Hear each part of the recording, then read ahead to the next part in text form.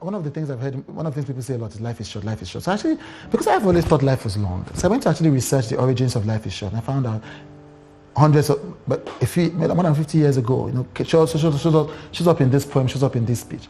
But again, first and foremost, the thinking is that life is short happened, is a sentiment that came into our collective consciousness when life expectancy was actually short. But now life expectancy is long. Yeah? So think about that. But also, so many years ago, life expectancy was in much of the Western world was the 40s and the 50s. Now it's longer. I remember, but this is the real point. Life is short, life is long. We must remember when we're saying life is short is that we don't really know. Our lives may be short and our lives may be long. We might live up to 80 and we might live up to 40.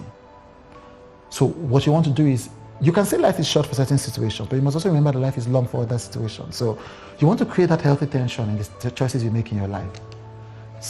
You want to remember that for some situations, life is short is the advisable way to come at it. For some situations, life is long is the acceptable way to come at it. For some situations, for your health, for instance, life is long is a good way to think about it. What if you live up to 80? What kind of body would you want to have when you are 80? What kind of heart would you want to have when you are 80?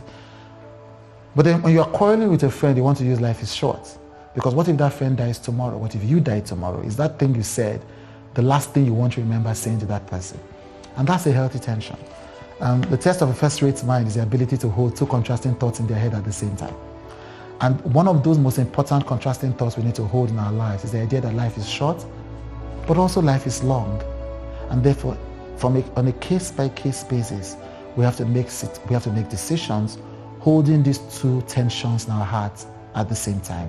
Being conscious of these simultaneous realities has helped me make better decisions, and I think it might help you too.